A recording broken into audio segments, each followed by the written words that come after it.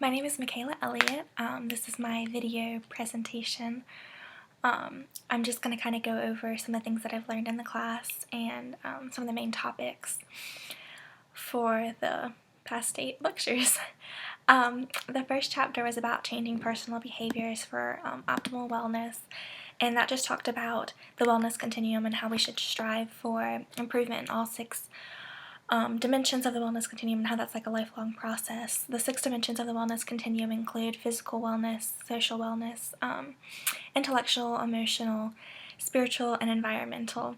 The thing that really stuck out to me with that was I've learned that, how I really need to improve my emotional wellness and my environmental wellness, and that's just saying that I need to be able to control your emotions and express them more appropriately at right times.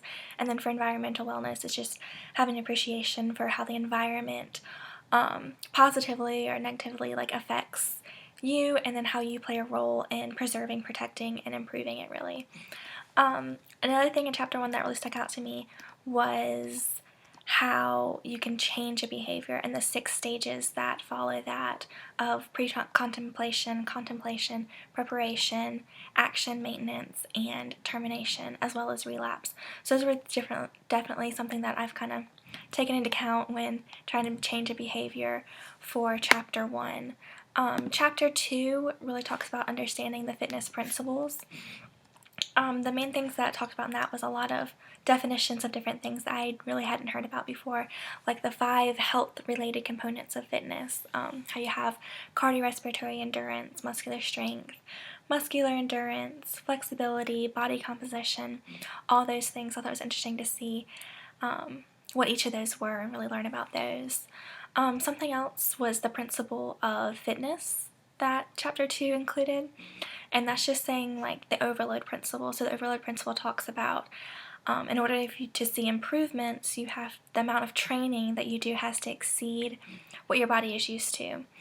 Something else that within that was the principles of fitness was the principle of progression, and that just says to effectively and safely increase fitness, you have to apply an optimal overload level with a certain time period. And for that, normally the general rule is the 10% rule, where you increase your program frequency, intensity, or duration no more than 10% per week. And then the other thing within the principles of fitness was the principle of specificity. Improvement in a body system means it'll only occur if if that specific system is targeted with training. The principle of reversibility just says if you either use it or you lose it, pretty much. Something else from chapter 2 that I learned about that I thought was important was the FIT formula, and that's just a guide to help you plan a personal exercise program pretty much.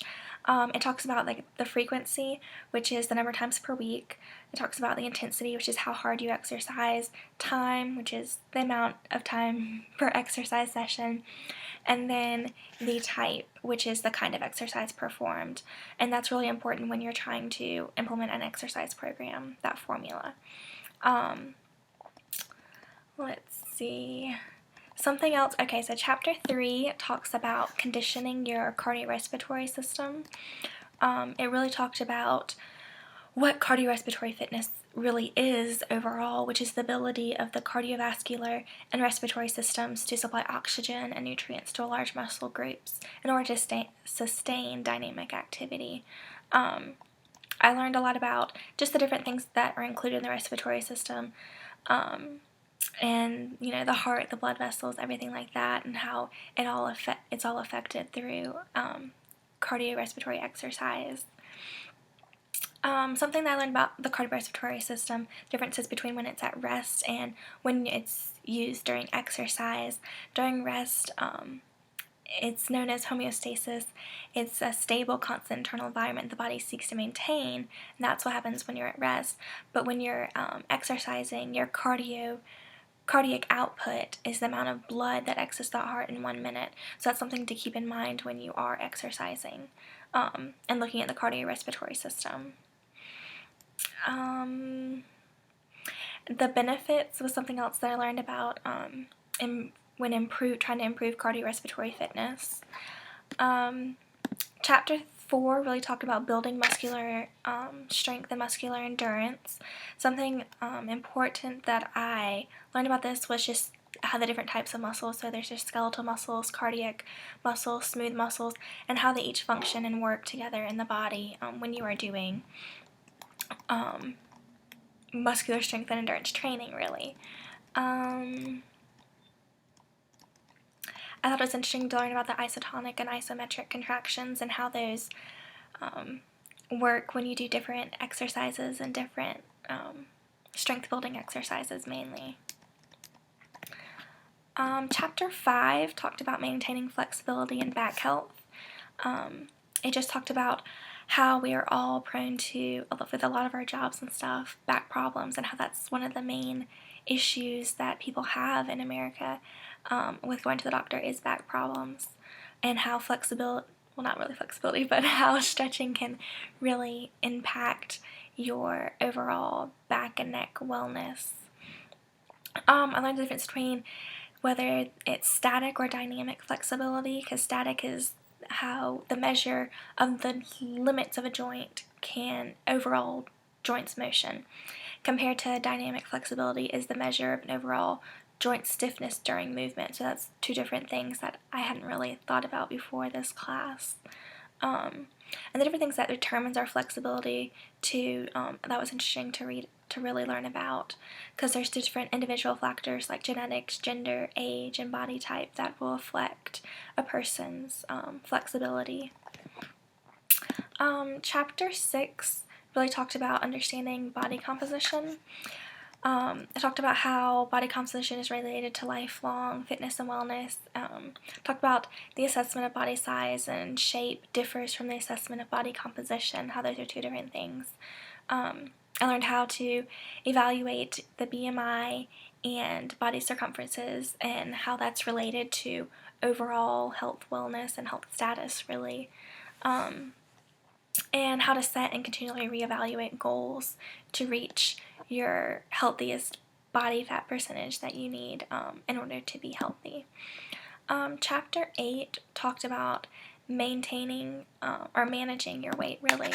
I thought it was really interesting to see all the statistics of why obesity is a worldwide trend and a serious concern in America. Of learning about how many people, the percentage of overweight compared to obese compared to underweight population, and some of the reasons why obesity is on the rise really is just it's due to overconsumption, too little exercise, sometimes hereditary factors, and then limited non-exercise activities, and then also demographic and lifestyle factors. So it was interesting to see the statistics of obesity in men compared to women and also children. I learned a lot in this class about different things about exercise and diets, really, too. I thought that was interesting. Chapter 8 talking about how you have the different diets that and how a lot of them don't work. So talking about the best diet, the best way to really lose weight is not to go on some extreme diet, it's small changes over time. So this is just what I've learned in this class so far, and that's it.